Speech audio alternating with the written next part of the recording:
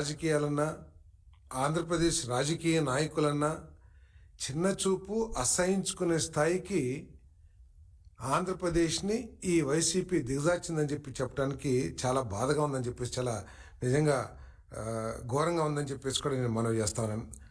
ఆస్తి కోసం అధికారం కోసం వైసీపీ నాయకులు ఎంతకైనా దిగజారి విధ్వంసకర విధానాలు, భయాందోళనలు, హత్య రాజకీయాలనే మూడు రెక్కల మీద ఈ పార్టీ మనుగడ సాగిస్తుందని చెప్పేసి కూడా నేను ఈ సందర్భంగా తెలియజేస్తామని నేను ఆస్తి కోసం అధికారం కోసం వైసీపీ నాయకులు ఎంతకైనా దిగజారుతారని చెప్పేసి వైఎస్ వివేకానంద రెడ్డి గారి హత్య దగ్గర నుంచి ఈరోజు దస్తగిరి హత్య వరకు కూడా చాలా స్పష్టంగా అర్థమవుతుందని చెప్పేసి మనం చేస్తాను.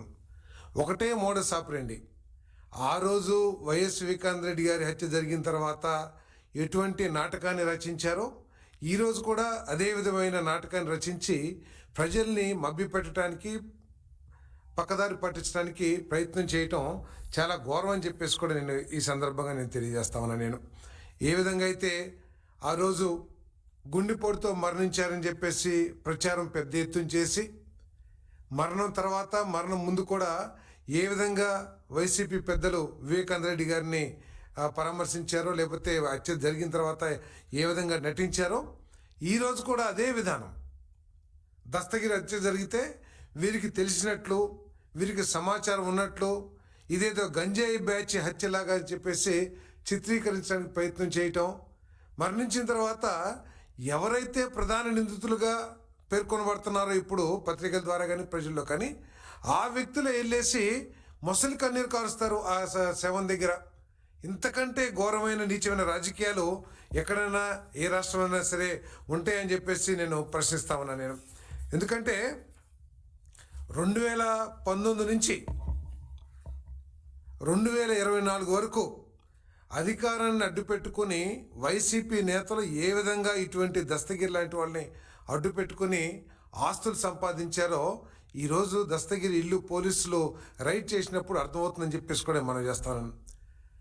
నిజంగా అసలు వీళ్ళు రాజకీయ పార్టీగా ఉండటానికి అర్హత ఉందా లేదా అని చెప్పేసి ఎలక్షన్ కమిషన్ కూడా వీరి విధి విధానాలు, మోడస్ ఆపరెండి, వీరి మీద వస్తున్న కేసులు ఇవన్నీ కూడా పరిశీలించాల్సిన అవసరం కూడా ఉందని చెప్పేసి నేను మనవి చేస్తామన్నాను నేను. ఎందుకంటే మర్డరు వీళ్ళే చేపిస్తారు, మళ్ళీ వారి పరామర్శ వీరే చేస్తారు, మళ్ళీ దానికి పోలీసుల్ని తప్పుదోవ పట్టించే విధంగా, లేకపోతే ప్రజల్ని తప్పుదోవ పట్టించే విధంగా దానికి కారణాలు కూడా వీరి పత్రిక ద్వారా, వీరి ఛానల్ ద్వారా ప్రయత్నం చేస్తారు. ఇంతకంటే ఘోరమైన దిగజారిన పత్రికలు కానీ లేకపోతే రాజకీయ పార్టీలు కానీ ఉన్నాయని చెప్పేసి నేను ప్రశ్నిస్తా ఉన్నా నేను. ఈరోజు దస్తగిరి ఇంట్లో నిన్నటి వరకు ప్రాథమిక సమాచారం ప్రకారం 100-150 కోట్ల రూపాయలు ఆస్తులకు సంబంధించిన డాక్యుమెంట్స్ లభించాయని చెప్పారు. కానీ ఈరోజు ఇంకా తూతుని కొద్దీ ఇంకా ఎంత దోచేశారో అర్థమవుతుందని చెప్పేసి మనం చేస్తున్నాం. ఈ రోజుకి దొరికిన డాక్యుమెంట్స్ కానివ్వండి, అగ్రిమెంట్లు కానివ్వండి, లేకపోతే ఇంకా రాసుకున్న కాగితాలు కానివ్వండి, అవన్నీ కూడా 500 కోట్ల వరకు ఉంటాయని చెప్పేసి ఈరోజు మరి అక్కడ ప్రజలందరూ కూడా చెప్పుకుంటున్నారంటే ఏ మేరకు దోపిడీ చేశారో ఒకసారి అర్థం చేసుకోవాలని చెప్పేసి నేను మనం చేస్తాను.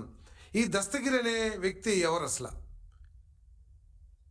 ప్రజలందరూ కూడా తెలియాల్సిన అవసరం ఉంది. ఈ దస్తగిరి అనే వ్యక్తి మన అవినాష్ రెడ్డి గారికి కాదు, ఎంపీ అవినాష్ రెడ్డి గారికి, అదేవిధంగా రవీంద్రనాథ్ రెడ్డి మాజీ ఎమ్మెల్యే గారికి అత్యంత సన్నిహితుడు అని చెప్పేసి కూడా ఈ సందర్భంగా నేను తెలియజేస్తా ఉన్నాను. అంతేకాదు తాడేపల్లి పెద్దలకు కూడా ఈయన చాలా సన్నిహితుడు. ఎందుకంటే వారితో ఉన్న ఫోటోలను చూస్తే ఎంత సన్నిహితులో అర్థమవుతుందని చెప్పేసి కూడా నేను మనవి చేస్తా ఉన్నాను నేను.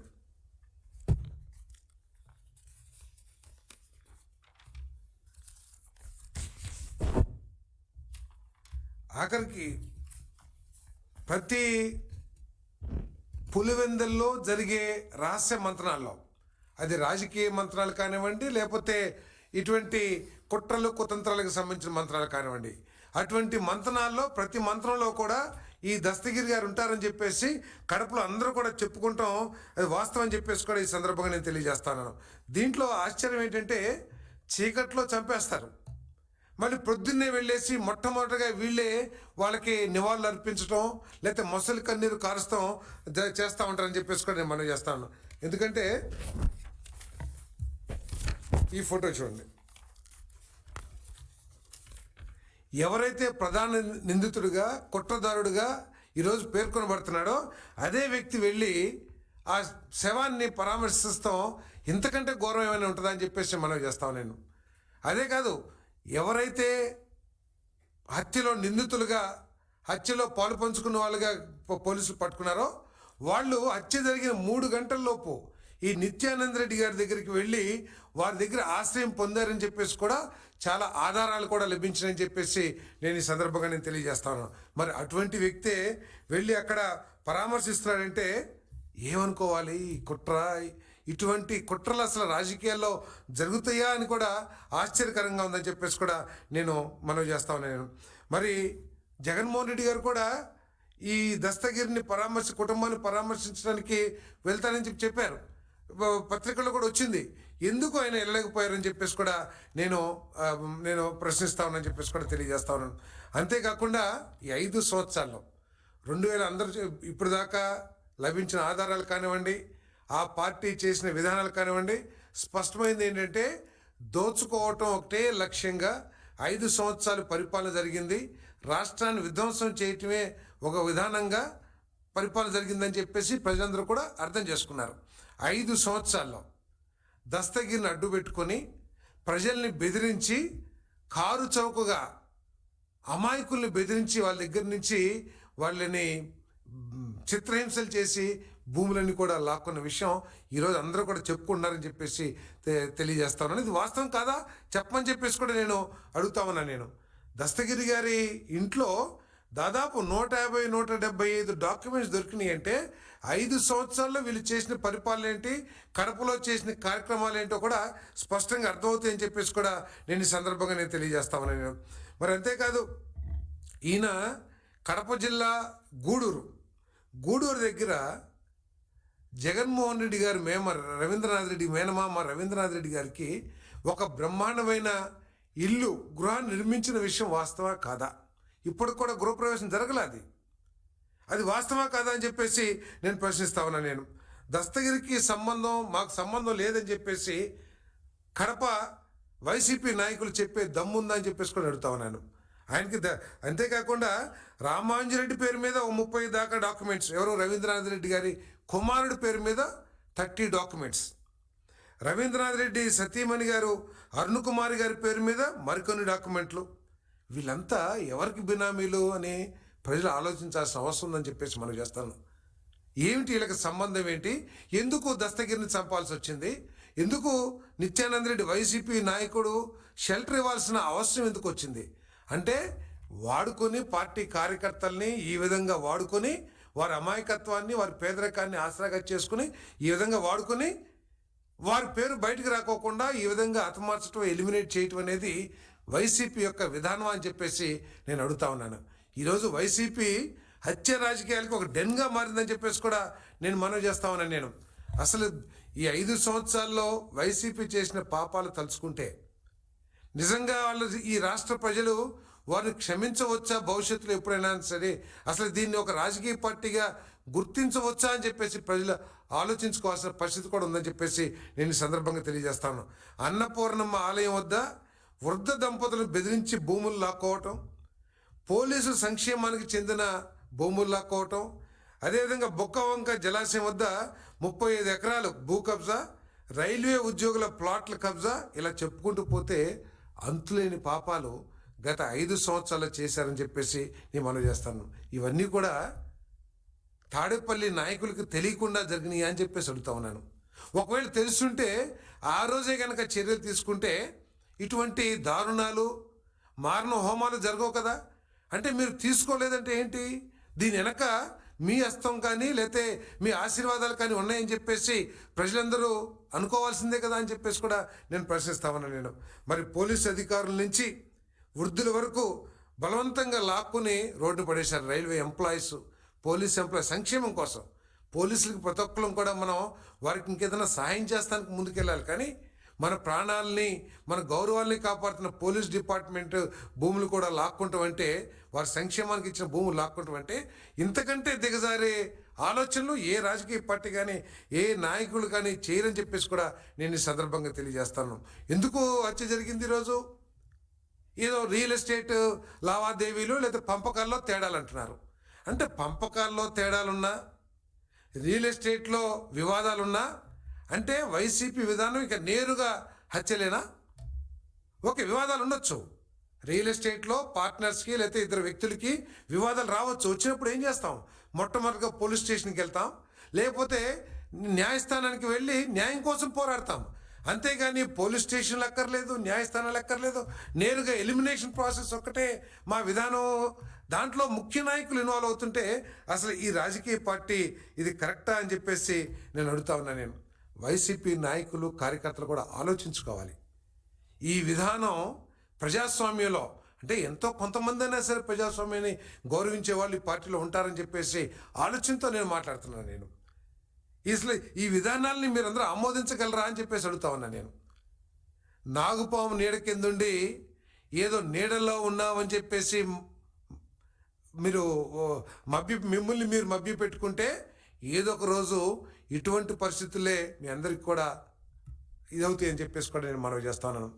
ఈరోజు అనేక కేసుల్లో ఈరోజు ఒక వైసీపీ నాయకులు ఏదో కేసులో ఒక పోలీస్ స్టేషన్కి వెళ్తానికి తాపత్రయపడతా ఉన్నారు.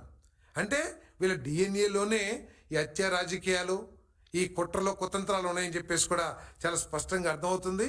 ఇది ఎండింగ్ కూడా కాదని చెప్పేసి ప్రజలు భావిస్తూ ఉన్నారు. ఈ దస్తగిరి హత్యతో ఇది ఆగుతుందని చెప్పేసి కూడా ప్రజలు భావిస్తలా. ఇటువంటి హత్య రాజకీయాలు భవిష్యత్తులో కూడా వైసీపీ నాయకులు, వైసీపీ అభిమానుల ద్వారా జరుగుతాయని చెప్పేసి ప్రజలు ఇంకా కూడా భయపడతా ఉన్నారని చెప్పేసి కూడా నేను మనవి చేస్తాను.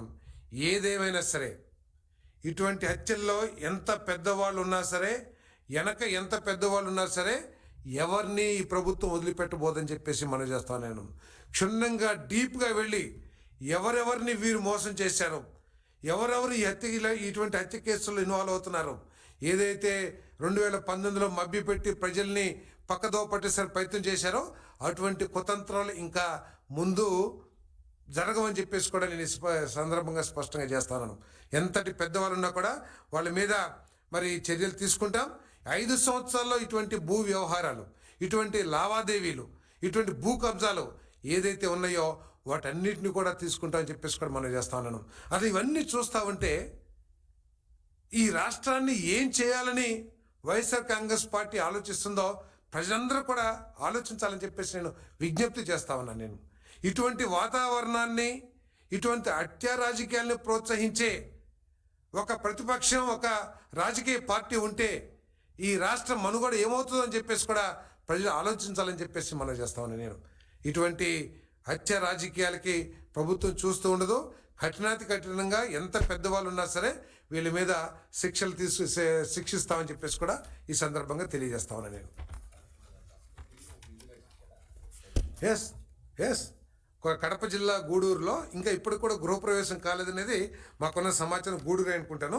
గూడూరులో ఒక ఇల్లు కట్టారు.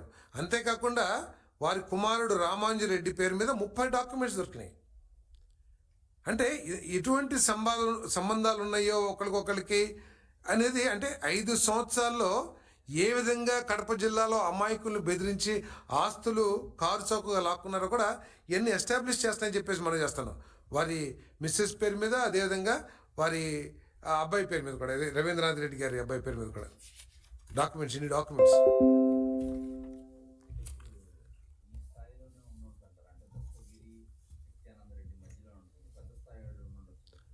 ఉంటుందని ఆలోచించాలి. ఎందుకంటే అదేదో 10 కోట్లు 20 కోట్లు అంటే ఏదో కింద స్థాయి వాళ్ళు అనుకుని ఉండొచ్చు. ఈరోజు బయటపడుతున్న డాక్యుమెంట్లు కానీ, అగ్రిమెంట్లు కానీ, లేకపోతే ఆ లెక్కల పేపర్స్ మీద ఆ పేపర్స్ అన్నీ కూడా ఎస్టిమేట్ చేస్తే 500 కోట్లు దాటిపోతుందని చెప్పేసి కూడా ఈరోజు వార్తలు వస్తూ ఉన్నాయి. అంటే ఇంత పెద్ద అమౌంట్ ఉందంటే మరి చిన్న స్థాయిలో ఏదో చిన్న చేపల్లో ఉంటాయని చెప్పేసి మరి ప్రజలు నమ్మట్లేదు. దీని వెనకాల పెద్దల హస్తం ఉందని చెప్పేసి కూడా భావిస్తారని చెప్పేసి మనం చేస్తాం.